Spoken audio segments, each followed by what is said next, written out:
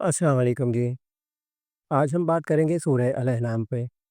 سورہ الانعام قرآن مجید کی چھٹی صورت ہے اور 7ویں پارے سے شروع ہو رہی ہے۔ یہ صورت مکہ مکرمہ میں نازل ہوئی۔ اس میں 165 آیات اور 20 رکوع ہیں۔ اس صورت کی آیات نمبر 136 میں الانعام کا لفظ مرکوز ہے، جو الانم کی جمع ہے۔ اس کے معنی مویشی کے ہیں۔ اس مناسبت سے اس کا نام سورہ الانعام رکھا گیا۔ اس صورت میں ان مشرکین کے نظریات کی تردید کی گئی ہے جو اپنے جانوروں اور مویشیوں میں بتوں کو حصہ دار ٹھہراتے تھے، اور انہوں نے خود ساختہ عقائد سے چند جانور اپنے لیے حلال اور چند حرام قرار دے رکھے تھے۔ سورہ الانعام قرآن مجید کی ابتدائی 7 صورتوں میں سے ہے، جن کے بارے میں نبی کریم صلی اللہ علیہ وآلہ وسلم نے ارشاد فرمایا کہ جس نے یہ ابتدائی 7 صورتیں پا لیں، سیکھ لیں، وہ ایک بڑا عالم ہے۔ سورہ الانعام کا مرکزی موضوع توحید، رسالت، آخرت اور معاشرتی زندگی کے احکام کا بیان ہے۔ سورہ الانعام میں اسلام کے بنیادی عقائد کو تفصیل سے بیان کیا گیا ہے۔ توحید کے ایسے دلائل ذکر کیے گئے ہیں جن کا انکار ممکن نہیں۔ اللہ تعالیٰ کی صفات اور قدرت کے دلائل کو ثابت کیا گیا ہے۔ وحی اور رسالت کا اثبات کیا گیا ہے، اور موت کے بعد کی زندگی یعنی قیامت کے دن کی تفصیلات اور جزا و سزا کے دلائل ذکر کیے گئے ہیں۔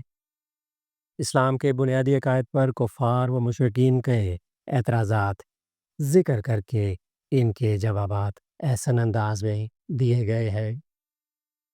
سورہ الانعام میں مشرکین مکہ کو تخلیق انسانی اور تخلیق کائنات میں غور و فکر کی دعوت دی گئی ہے۔ سورت کی ابتدا اللہ تعالیٰ کی تعریف سے ہوتی ہے، جس نے زمین و آسمان، روشنی اور اندھیروں کو پیدا فرمایا اور انسان کو مٹی سے تخلیق فرمایا۔ وہ انسانوں کی تمام حرکات و سکنات اور زمین و آسمان کی ہر چیز سے مکمل باخبر ہے۔ اللہ تعالیٰ کی قدرت کاملہ کے بیان کے بعد مشرکین کا طرز عمل بیان ہوا ہے کہ ان کے پاس جب بھی حق آیا انہوں نے اس سے اعراض کیا۔ مشرکین نے ہمیشہ توحید کی دعوت دینے والی ہستیوں کا مذاق اڑایا۔ انبیاء کرام علیہم السلام کو ساحر کہا اور فرشتوں کے نزول کا مطالبہ کیا۔ اس صورت میں مشرکین کا طرز عمل ذکر کیا گیا ہے کہ جب وہ دلائل کے سامنے عاجز آ جاتے ہیں تو ایمان لانے کے بجائے بے بنیاد اعتراضات شروع کر دیتے ہیں۔ توحید کے دلائل کا ذکر کرتے ہوئے یہ بیان کیا گیا ہے کہ آسمان اور زمین کا خالق صرف اللہ تعالیٰ ہے۔ وہ لوگوں کو کھلاتا اور پلاتا ہے، دکھ و تکلیف کو دور کرنے والا اور ہر قسم کی بھلائی کا مالک ہے۔ اگر وہ کسی کی سماعت اور بصارت کو اچانک ختم کر دے تو اس کے سوا کوئی یہ صلاحیتیں واپس نہیں لوٹا سکتا۔ اس کے خزانوں اور زمین و آسمان کے غیب کو اس کے سوا کوئی نہیں جانتا۔ اللہ تعالیٰ ہی کے پاس غیب کی چابیاں ہیں۔ خشکی اور تری کی ہر چیز کا علم صرف اسی کے پاس ہے۔ اللہ تعالیٰ کا علم اس قدر وسیع ہے کہ روئے زمین پر کوئی پتا بھی گرے تو اس کے علم میں ہوتا ہے۔ وہی ساری کائنات پر غالب اور ہر چیز کی خبر رکھنے والا ہے۔ توحید اور قدرت الہی پر دیے گئے دلائل کے ضمن میں حضرت ابراہیم علیہ السلام کے ساتھ ساتھ دیگر انبیاء کرام علیہ السلام کا تذکرہ بھی کیا گیا ہے۔ یہ تمام انبیاء کرام علیہ السلام توحید کی دعوت دینے والے اور شرک سے بچنے کی تلقین کرنے والے تھے۔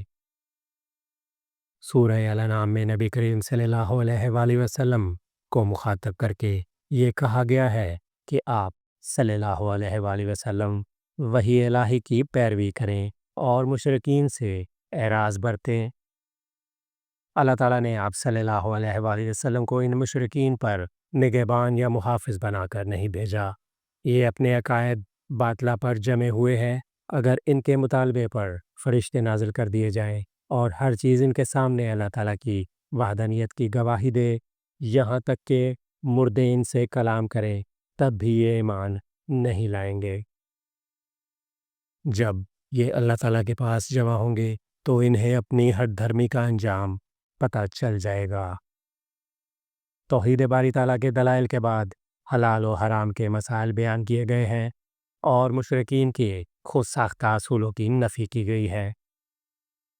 واضح کیا گیا ہے کہ چیزوں کو حلال اور حرام قرار دینے کا اختیار صرف اللہ تعالیٰ کا ہے۔ مشرکین نے حلال و حرام کے اصول خود بنا لیے تھے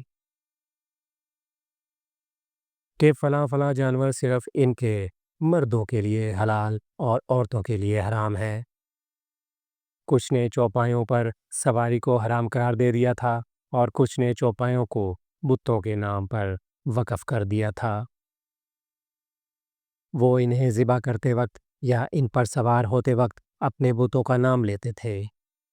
اللہ تعالیٰ نے ان تمام عقائد و نظریات کو ان کی غلطی قرار دیا ہے۔ بہتا ہوا خون، خنزیر کا گوشت اور وہ جانور جس کو ذبح کرتے وقت اللہ تعالیٰ کے سوا کسی کا نام پکارا گیا ہو، اس کو حرام قرار دیا ہے۔ سورہ الانعام کی آیات 151 سے 153 میں حکم دیا گیا ہے کہ اللہ تعالیٰ کے ساتھ کسی دوسرے کو شریک نہ ٹھہرایا جائے، والدین سے حسن سلوک کیا جائے اور اولاد کو رزق کی کمی کے ڈر سے قتل نہ کیا جائے، بے حیائی کے قریب نہ جایا جائے اور قتل و غارت گری نہ کی جائے۔ یتیموں سے حسن سلوک کرنے کا حکم دیا گیا ہے اور ان کا مال کھانے سے منع کیا گیا ہے۔ ناپ تول کو پورا کرنے اور ہر معاملے میں عدل و انصاف کرنے کا حکم فرمایا گیا ہے۔ ان احکام پر عمل کرنے کو صراط مستقیم قرار دیا گیا ہے۔ سورہ الانعام میں حضرت ابراہیم علیہ السلام کا تذکرہ۔ سورہ الانعام 162۔ بے شک میری نماز اور میری قربانی اور میرا جینا اور میرا مرنا اللہ کے لیے ہے جو تمام جہانوں کا رب ہے۔